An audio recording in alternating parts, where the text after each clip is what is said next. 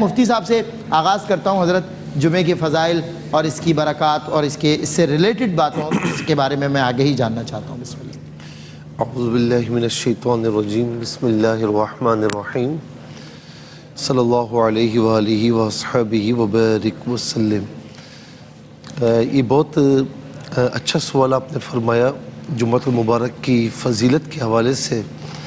اور ہمارے یہاں عام طور پر سلمان بھائی جمعۃ المبارک کا دن تو آتا ہے لیکن ہمیں اس کی اہمیت کا اندازہ نہیں ہے. ٹھیک ہے نا. اس کی اہمیت، اس کی امپورٹنس کا اندازہ آپ اس سے لگائیں کہ 28ویں پارے میں ایک پوری سورہ ہے جس کا نام سورہ جمعہ ہے. اللہ اکبر.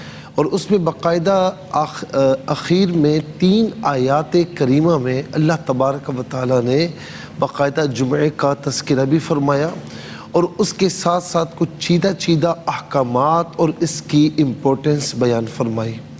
یا ایھا الذین آمنوا اذا نودی للصلاۃ من یوم الجمعہ فاسعوا الی ذکر اللہ وذروا البیع. کہ ایمان والو، جب جمعے کی اذان ہو جائے، جب جمعے کی اذان دی جائے، اور یہاں سے مراد پہلی اذان ہے. یاد رکھیں کہ یہ پہلی اذان حضور نبی کریم علیہ السلام کے دور مبارکہ میں مشروع نہیں تھی. یہ بعد میں عثمان غنی رضی اللہ تعالی عنہ نے اس سے رائج فرمایا اور آج پوری امت مسلمہ کا معمول ہے. اور یہ جو کاروبار چھوڑنے کا حکم ہے، دنیاوی کام ترک کرنے کا حکم ہے، تو یہ بھی پہلی اذان کے ساتھ متصل ہے. کہ فرمائے کہ پہلی اذان دی جائے تو اپنے دنیاوی کام چھوڑ دو آپ. اور اب وذروا البیع فاسعوا الی ذکر اللہ.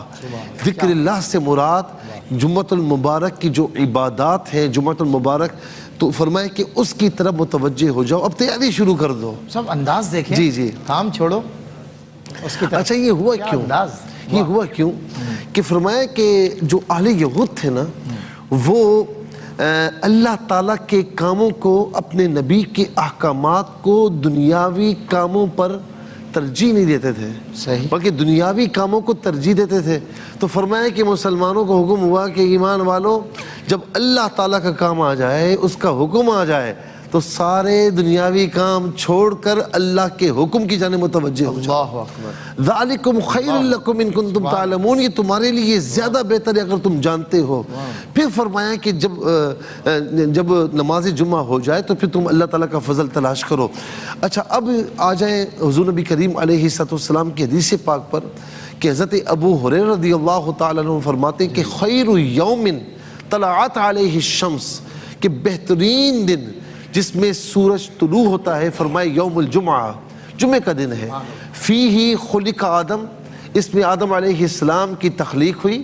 وفیہ ادخل الجنہ، اسی میں وہ جنت میں داخل کیے گئے. وفیہ اخرج منہا، اور اسی جمعۃ المبارک کے دن فرمائے کہ وہ جنت سے جو ہے وہ زمین پر تشریف لائے. وَلَا تَقُومُ السَّاعَةُ إِلَّا يَوْمَ الْجُمْعَةِ، فرمائے کہ قیامت بھی قائم نہیں ہوگی مگر جمعۃ المبارک کے دن قائم ہوگی. اللہ اکبر. تو یہ جمعہ کی اہمیت. جی. اور فرمائے کہ جو بہترین دن ہے نا تمام دنوں میں، وہ جمعۃ المبارک کا دن ہے. سید الایام ہے، تمام دنوں کا سردار ہے. الجمعۃ عید للمؤمنین، جمعہ تمام ایمان والوں کے لیے عید ہے. اہل یہود کے لیے جو ہے وہ یعنی ہفتے کا دن تھا، اور نصارہ کے لیے اتوار کا دن تھا. اللہ تبارک و تعالیٰ نے اپنے محبوب کے صدقے میں ہمیں یہ جمعۃ المبارک کا دن عطا فرمایا. اور پھر اس کے ساتھ یہ بھی کہا جاتا ہے کہ اس کا نام جو ہے وہ یوم عروبہ بھی تھا. اور سب سے پہلے اسے جو ہے وہ جمعۃ المبارک کا جو نام دیا گیا وہ کعب بن لوئی نے دیا ہے. اور یہ بھی کہا جاتا ہے کہ انصار مدینہ نے جمعۃ المبارک کا نام دیا. اور جمعہ کو جمعہ کہتے اس لیے ہیں کہ مسلمانوں کا اجتماع ہوتا ہے.